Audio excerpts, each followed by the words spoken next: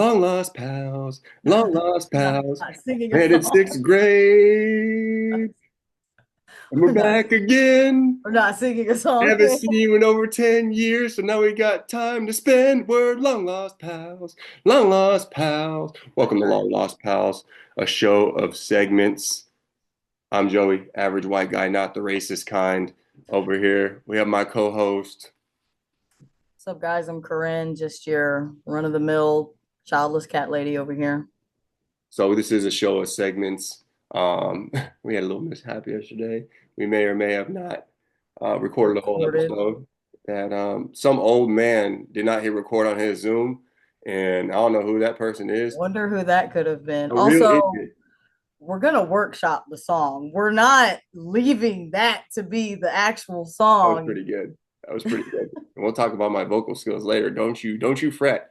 But we are a show of segments, so we're gonna go straight into our first segment, which is bottom five. So instead of, typically people do their top five things, favorite musicians, favorite songs, favorite movies. We do bottom five, our least favorite of a topic. And this week we're hitting you with bottom five animated Disney movie characters, which was a lot harder than I think. And Corinne, you have the wheel. You and Jesus. All right, so boom. I'm gonna kick it off with Jafar from Aladdin. I feel like he was just a flat ass villain. Like his body was tea and his fit was going hard in the paint, but he was just a whack ass kid. He wasn't giving, you know what I'm saying? Okay, then I'm gonna go with Turk from Tarzan, just because I feel like he was a fair weather friend. Like it was a point where the whole gang, like the rest of the jungle, was not fucking with Tarzan because he brought the people into their shit. And his bestie wasn't backing him up, but as soon as everybody was on his side, he was on his, or actually she, because I think Turk was voiced by Rosie O'Donnell, but Rosie. I'm not 100% sure if it was made clear in the movie. I'm gonna just say that Turk is a girl. So yeah, I just feel like she was fake as fuck. She was fair weather. All right, boom. Cinderella's evil stepsisters. Them bitches were some haters and they were some skanks and they were ugly. So fuck them. Then we got Buzz Lightyear, who was a jackass. And I really don't have much more than that. He was just jackass. He was very self righteous. He thought that he was fucking Jesus Christ. Woody was right to push him out of a window. I would have done the same thing. And number five, most controversial. They tried to cancel me for this on Twitter. I don't give a fuck. I'm standing on it. Pocahontas, she was a trash ass Disney princess. She got all her people put in danger and murdered by the white people for a white man. I'm not feeling it. I don't care. That's the five. That's my five. That was a great five. Shout out Rosie O'Donnell. Like we said, we had a whole conversation about this yesterday that we don't need to relive, but I hope that she's not problematic. Because like I said, whenever I shout out somebody, I just hope that they haven't done something terrible in the past, and hopefully she is still grade A entertainment. I have I no think it's problem with that list. I think my one thing is I think you could argue. I am. I'm gonna pause this. So pause. I'm more of a Woody guy myself. But I do think Woody was a little problematic too. Outsider comes in, just nah. because he's getting a little shine, Woody was hating on him a little bit. Nah, he Woody was a hater. They were yeah, they weren't perfect characters. Yeah, no, they're flawed, as we all are. Potato Head might be the biggest jackass out of all of them, but we don't have to talk Who about that right now. Mr. say, Potato Head. oh no, no, you're right. You're right. He was an asshole. He almost made my list. Honorable mention. So I'm gonna get into my bottom five. What do you Like got? your five, hand in hand, I'm going with Iago, the bird, Jafar's pet. And we talked about this. It's solely off voice alone. Just the fact, like R.I.P. R.I.P. Gilbert. Is it Gilbert Godfrey? Is it Godfrey, yeah. R.I.P. But good Lord, nails on a chalkboard. Like they probably use his voice to torture prisoners of war. It's that bad. So off that alone, he is number five. Next, I'm going Fix It Felix from Wreck-It Ralph. So none of the Nicelanders were kind to Ralph. He tried to turn his life around. He's like, hey, I don't want to live in this dump. I want to be good and party with you guys in your nice little apartment. And Goody Two Shoes, Fix It Felix, was kind of the leader of that whole group. And they're just like, nah, Ralph, you're trash. You live in the dumpster. You're a bad guy. So they put my guy in a box, and he had to go save days on his own to earn some credibility. So I'm going Fix It Felix. Okay. Three, didn't realize how problematic she was till my wife put it in perspective for me. I'm going Ariel from The Little Mermaid. Oh yeah. So I saw that movie as a child. I know Under the Sea and what's the other song? Part of Their World. Banger. banger. I've heard that song way too many times for not seeing Go the no, movie. go to the soundtrack is goaded. Yeah. So great singer, but that's part of the problem as well. So first of Right. all, she was stalking his Eric, stalking him. Weird as hell, first of all, for that. And after she stalks him, she becomes a hero for a second. So she saves his life. So good on her for that. But then she makes a deal to pretty much, she wants to become a human, correct? So she agrees to sell her soul to a sea witch just to be with Eric. Like throwing away your whole family, trying to leave them behind for some dude you just met. That's weirdo behavior. Turn your back on your whole family. I'm not with it. All over a man. My daughters will not learn from Ariel. Although, great singer, again. Number two, Sid, young sociopath from Toy Story. Torturing toys, oftentimes, I feel like there's no statistics behind that. I know if you torture animals and such, that means you could turn out to be a serial killer. I feel like this is in that same vein. Awful older brother as well. And that moment with Woody and the toys in the backyard, I hope that was like a beyond scared straight moment for him. Like his life could have gone either way. He was like at the crossroads, like Bone Thugs and Harmony. But all I know is I hope that got him on the straight and narrow. I don't know what mental health supports look like in 1995 in whatever town they're in, but he definitely could have turned into a psychopath and a serial killer after. He already was a psychopath, but definitely could have continued on that route. And that could have messed him up even more, TBH. Last one, it's a tie between Ernesto de la Cruz from Coco and Scar from The Lion King, simply because they pretty much do the exact same thing. They're murderers. They're thieves. Scar steals the kingdom from Mufasa. Ernesto de la Cruz steals all Miguel's I think is his great grandfather's music. Yeah. And both thieves, both awful people, both causing people to be widows. Awful folks. Not for me. Those are my top one. Scar is a great villain, man. That generational trauma hits like no other than your own brother. That's some deep shit that Disney gave to us when we were babies, you know. I've been watching that a lot recently. I'm finally getting a break from Nemo and my daughter, and we watch Lions now. And like one thing, his song is whack though. The Be Prepared song, probably the wackest song Whoa, I can't give you that one. I love that song. Oh yeah. compared to like Hakuna Matata, Can't Wait to Be King. And then I feel like there's I other ones I'm like not that thinking of. soundtrack, bro. I like that. I like Be Prepared. I like it. He got gusto for that one. I like that one. I like it. I like it. I Fair like enough. So that's bottom five. Next, we're going to get into our throwing the beef back on the grill segment. So this is when instead of forgiving folks, we unforgive them. Or if we never forgave them in the first place, we reignite the beef and bring it back up. So if they're ever one of the three people that watch this, they know that we got an issue with them. it. Right. So mine for this week is my fifth grade music teacher. Um, I've shared with folks before in confidence that my dream career was R&B singer, and that was cut short in fifth grade due to my music teacher. So by the time you get to fifth grade, most people don't want to be in music class anymore. You want to do PE every day. It's just the way of the world. Nobody wants to go to music class. Yeah. So we're singing these weak ass songs out of this little textbook, which was fun in kindergarten, but no longer fun. And, Yeah. me and my boys, you know what I'm saying? We're just mumbling in there, not really singing whatever the hell we were singing. And her punishment was to make you sing by yourself, which is the most humiliating thing you can do to a person is in front of these other 30 children, you sing this song by yourself. And at that point, it made me never want to sing ever again. And we'll never know what my R&B career could have been. And sure, I don't have rhythm, and sure, I can't sing, but I feel like if I had the confidence, maybe I could have developed some skills and maybe wouldn't be doing this right now because I'd be too busy and big time for you, singing and being an international sex symbol. But we'll never know now. And I blame her. So, Especially, one more thing, I'm sorry, especially because our previous music teacher would take requests. She had a flute and she would take requests like a human jukebox. She would be like, hey, what do y'all want to hear? I'll play that bitch on the flute.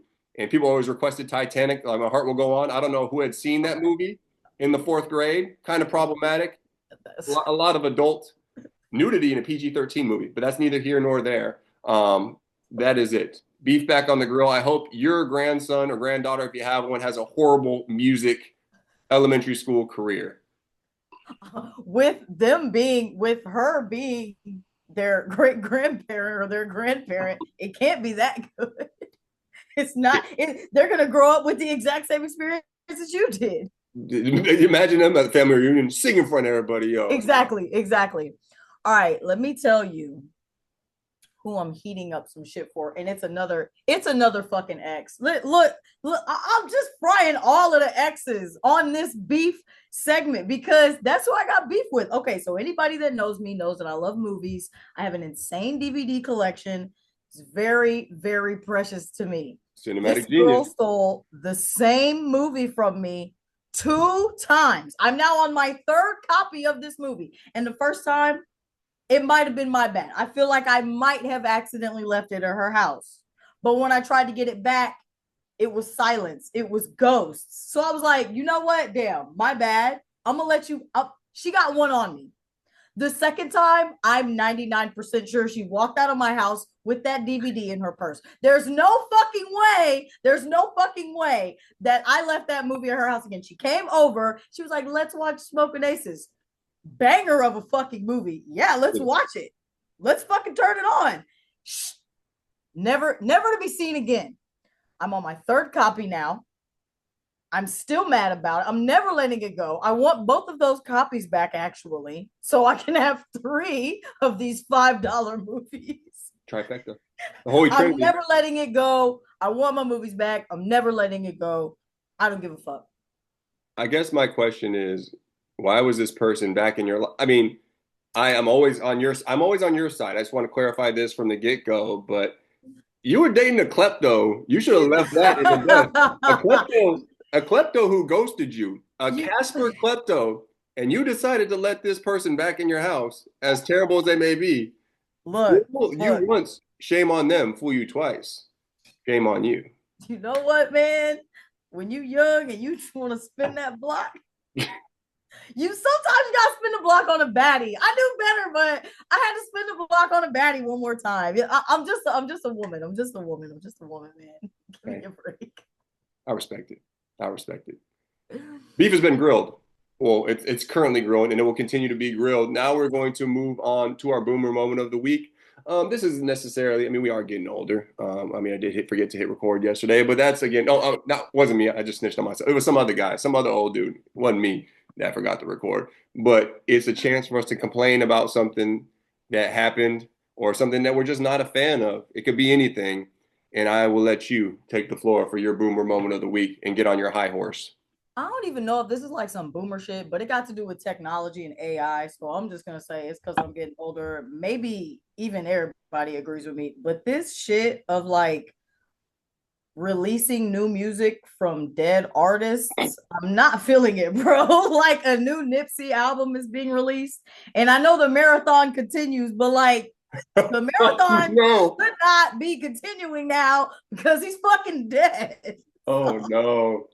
So the AI Tupac, and I love The Weeknd, a big Weeknd fan. A couple years ago he did a feature with Aaliyah, and I was like, let's just let these people rest, bro. I know that they did like a Mac Miller. I think that they did like some Mac Miller releases at some point. I just let them people rest in peace, bro. We don't need fake music from artists or unreleased music from if it didn't get released while it was alive, it should just stay in the composition. Well, like Aaliyah especially is wild. Like when did she die? It had to be like early 2000s, right? Or the 90s, like she was in, what was that movie? She was in Romeo Must Die, right? Is that the one she was in?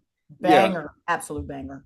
So that and like all that must have been like that one. It might have been early 2000s. Maybe that like one song she had. I'm not gonna sing it because I'm too terrified to sing now because my fifth grade music teacher. But she had that one song, early 2000s, I would say. That's crazy.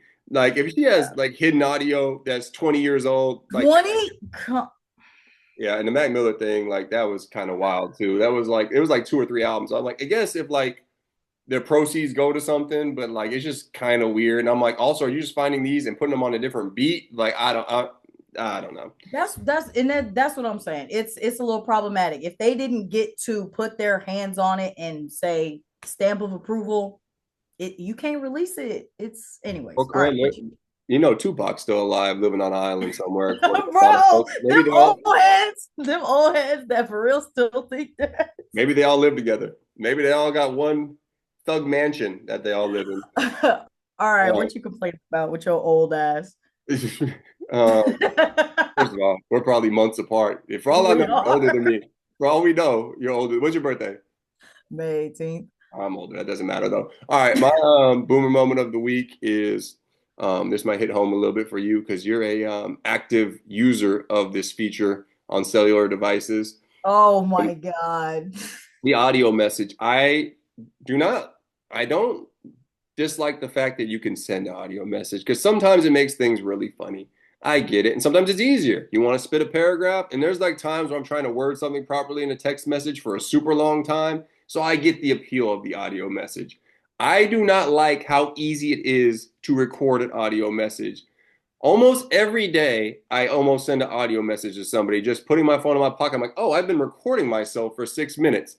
So I'll walk out of the goddamn bathroom and I'll say something to my wife, like, oh, don't go in there for 15 minutes. And then I'll look and I'll almost send that to my boss or to like a family group chat.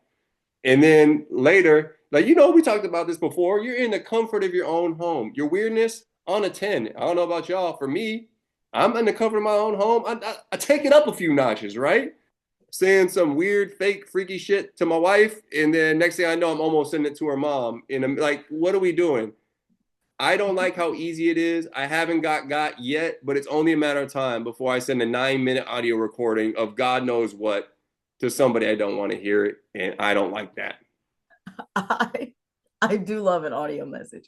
Only because me and my friends be yapping. We'll let that thing go. So like typing, it just be too much sometimes. I'm good for audio. But you know what's so crazy is that you can accidentally record yourself that easy, but not record our session on this motherfucker. That's crazy to me. That's what damn. Hey, Imagine that. well, next time I'll Imagine that. accidentally record this, and maybe we'll be in good shape. Because I'm good at stuff on accident, just not good at doing stuff on purpose, apparently. Right. But with that note, with you taking a big old shit on me, figuratively, let's move on to the next segment, which is quick news, where we cover 4 news topics from the week that range in variety of topics. And we're going to start with the most serious of topics, a little political type thing. So, your boy, your hero, your president, Donald J. Trump. Is he Donald J. Trump or is that his son? Donald Trump, your president, Okay. um, started some tariffs on our 3 largest trade partners. That would be China, Canada, and Mexico. And he's also already taken back a tariff on auto. I don't know if it's just automotives and is it auto parts too? I don't know if it's just cars. I'm not, but for a month, he's postponing those, which should make a huge difference. So, how do you feel about these tariffs? Bro, I feel like his entire administration is literally just about to be him announcing shit and then trying to work through the details of it and then unannouncing the shit. He's already like the fucking narrative has already changed in the 24 hours that we had this conversation the first time.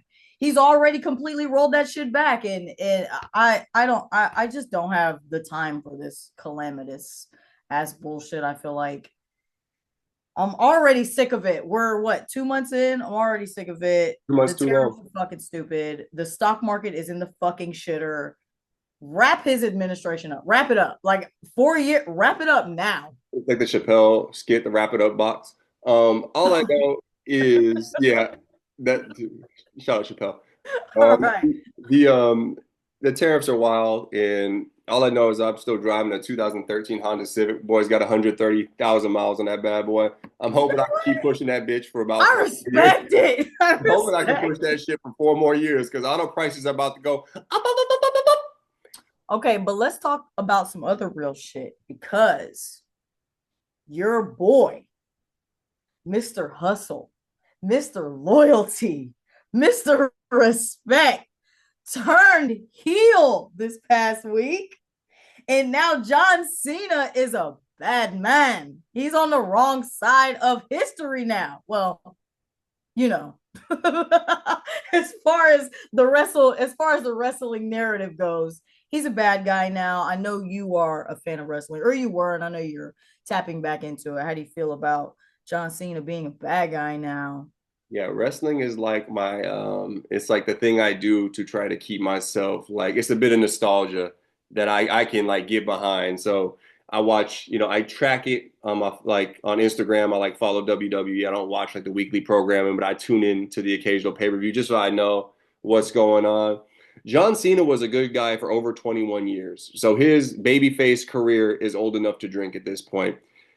He started wrestling about right around the time I stopped watching wrestling, about sixth grade, but he's been a Yeah. good guy for forever. So like this is the equivalent of like Santa Claus turning into a bad guy. And he's also teaming with The Rock, who are like they're two of the greatest wrestlers of all time. They should be on anybody's Mount Rushmore. It's like Jordan and Kobe being teamed up together and Roman Reigns, he's the new regime. He's LeBron, my goat. But I just wanted to say it's like them teaming together. I don't know how Travis Scott comes into play. He Oh yeah. slapped the shit out of Cody Rhodes. And like usually they give like they when somebody gets hit, they hit them back. It's called a receipt. I doubt he's gonna hit Travis Scott, but boy, you shot on my eardrum. I'm not even a tough guy, but I might have a little bit of a problem with that, buddy. But yeah, it's wild. I've been wanting for some shit like this to happen. This is farewell tour, the last year he's ever gonna wrestle. So Mm, ending it on like some wild shit like this is super dope, and I am a big fan. Although his hair is killing me. They're able to hide it in Hollywood, but he's got coming from a bald guy who suffers from a big bald spot in the back. My boy John's got it going on. you Look like gotta he's let it got go. hair plugs in the front, but he's still Oh, wrestling in jorts with his long hair in the front, huge bald spot. That's a terrible look. I hope for his heel run he switches his attire instead of these weak ass jean shorts he wears. But that's all I have. Our next topic, the Oscars. Oscars. I Oscars. was getting them confused. All right, Oscars were last weekend, and the boy, the sixth god, the certified pedophile. Wait, no, is it? Yeah, certified pedophile. Uh, Yeah. that man just can't catch a break. Catching strays at the Oscars. What happened exactly? Because I didn't watch, and I know you were, traveling back from your little hiatus in Texas where you had yourself a funky good time. Yeah. But what exactly happened? And do you feel bad for him? Fuck no. Fuck the sixth god. He ain't the god of shit in this house. No. So during the Oscars, Conan O'Brien goes up. He was hosting. He goes up, basically like intermission at the Oscars, and he's like, "We're at the half point of the Oscars." And so soon Kendrick is gonna come out and call Drake a pedophile, which I was like, a Buddy, every time. fucking Drake joke at the Oscars. I love to fucking see it. By Conan O'Brien. I love that this fucking beef that nobody expected Kendrick to win. He was kind of an underdog, not because of skill, just because of the amount of like status of Drake to Kendrick. I feel like Kendrick is more of kind of like a niche rapper as far as globally. I know a lot of people listen to Kendrick. I'm not trying to downplay his impact. He makes great music. I listen to Kendrick. But as far as like Drake versus Kendrick, nobody expected somebody who is literal in size this small to take down Drake, who has amassed this army of, I don't even know what to call them. I was going to say something very mean, but I'm just going to say nobody expected this. And so for 6 months later, it's still to be a running joke that he fucking lost. He called him a pedophile. I love to see it. I love that even white people are in on the joke at the fucking Oscars. So, white guy here. I know everybody likes to hear the white man's take on hip hop, and like how we like true bars and stuff like that. I will say, just like a reaction to what you said. I feel like if people knew it was going to be straight rap and they knew Kendrick would win in terms of beefs, because I think nobody's going to debate. I think most people would agree Kendrick's the best rapper on the planet. Um, I think most people would agree that. Again, nobody cares about my opinion on that. But I feel like the funniest part of all this is the fact that, well, kind of funny. I don't know the ins and outs of what he's saying he did. Like I've read into some of the stuff and I've seen like some threads that came out after this and all that, but doesn't sound like he's been doing the most fantastic things. But Right. either way, like he's got to feel terrible. Like Drake was like I was gonna say America's sweetheart, kind of, but he's Mm-hmm. Canadian. He But he was he had that image though. but I'm telling you though, like all the celebrities, like he used to be on every show. Like he had like I think it was like I don't know if it was SNL. He had that clip with like Will Ferrell where they were like teaching like basketball celebrations. Like he was like doing a whole bunch of stuff, and then all of a sudden everybody's like, "Well, sorry, bud." Like Fuck everybody's turned their back on him, you, and it's right. so I know that's you hate to see that. That boy is definitely having some rough time. I don't know if it's ever gonna stop. But I don't know. I haven't enjoyed a Drake album in a while. I'm one of the few people who likes singing Drake. I enjoy singing Drake. I probably prefer singing Drake over rapping Drake because it feels more authentic. Because rapping Drake is talking about some shit. It's like me rapping about the shit he raps about. Nobody's gonna believe I've done any of that stuff. So yeah, that's all on that.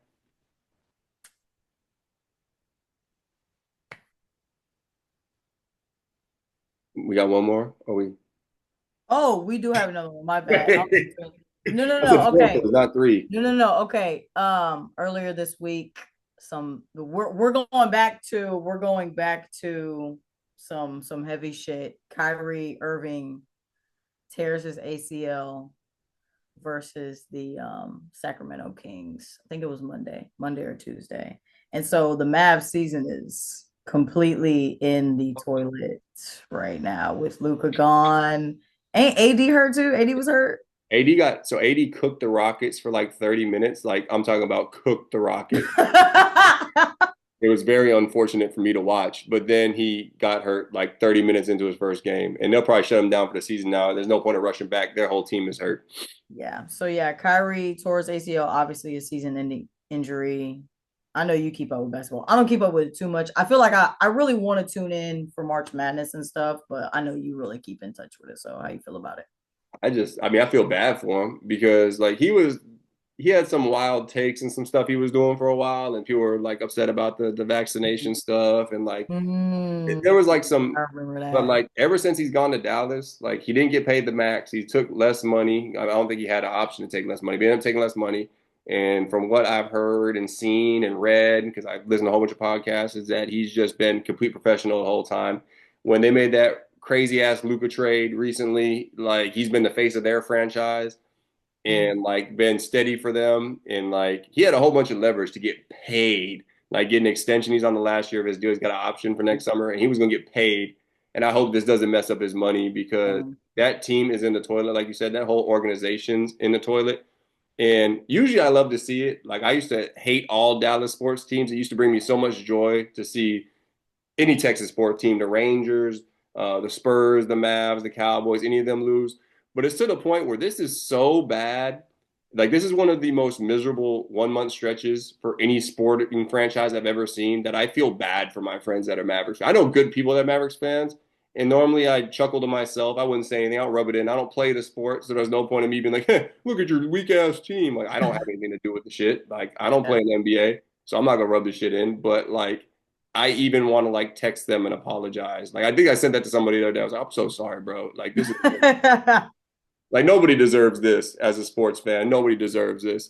So unfortunate. Hopefully he comes back, bounces back. He's older, but he's got a lot of skill. Not necessarily based. His game's not based on speed and stuff necessarily. So hopefully he bounces back and hopefully he gets paid one more time. And Mavericks fans, RIP to your season, RIP to next season probably, and RIP. Y'all should just trade Anthony Davis, TBH, but that's not here nor there. My heart goes out to you. Yeah, love and support. T's and P's, thoughts and prayers. All right. So that's all for quick news. And we're gonna end our show how we always end our show. When I say always, I mean we've done this twice, and this is how we plan to always end it with a recommendation. It could be any type of recommendation. We could recommend a movie, a show, a book, a novel, which is also a book. It just sounds more professional. We can recommend anything. Corinne, what's your recommendation for the week? This week I got a podcast. It's called I Hip News. That's what, because these days you gotta keep you want the updates. They drop 2 episodes a day usually, unless it's some real shit going on, which lately they're 15 minutes, they're quick, they're funny as fuck. They're just some regular broads who are, just letting you know what's going on and letting you know how fucked up shit is every day. So that's my recommendation. It's called I Hip News. Once again, what are you recommending this week, Joseph? All right, not the government call. I am recommending Unrivaled, the women's 3-on-3 Oh, basketball league, founded by Nafisa Collier and founded by Brianna Stewart. It's been super dope. So I had a friend who I talked women's basketball with from middle school, high school, like remind me that it was coming out because I had completely forgotten that they had made the league. So I've been tuned in all season. I usually watch the Friday games. They play Friday, Saturday, and Monday, and the playoffs start not this weekend, but next weekend. It's just been a really fun product to watch. Like the games are fast paced. It's like they're quick games. It's 3-on-3, but it's like a lot of the best women's basketball players in the world playing together, which is a lot of fun. Um, and I picked a team at the beginning of the season. I looked at all the rosters. I was like, oh, this is my squad. And it happened to be number one, Lunar Owls. So let's shout out, go. so Hootie Hoo. They're number one seed, only lost one game. But I will say, great product. I will say their shop, their unrivaled shop. I ordered a t-shirt. Took that bitch about 4 weeks to get here, and it shit was expensive. So fix that. Oh, But otherwise, nothing but love and support for Unrivaled. I would check it out Fridays, Saturdays, and Mondays. Well, at least this week. And I think the playoffs start the next week, so the schedule will be different. I think it's Sunday and Monday. That's more information than you need, but check it out. all right. So that wraps up officially the second episode, technically the third, second and a half, whatever you want to call it. I'm going to end this with a direct quote from Karrin that she Oh in my the 6-day God. yearbook, which is stay fly. We're out.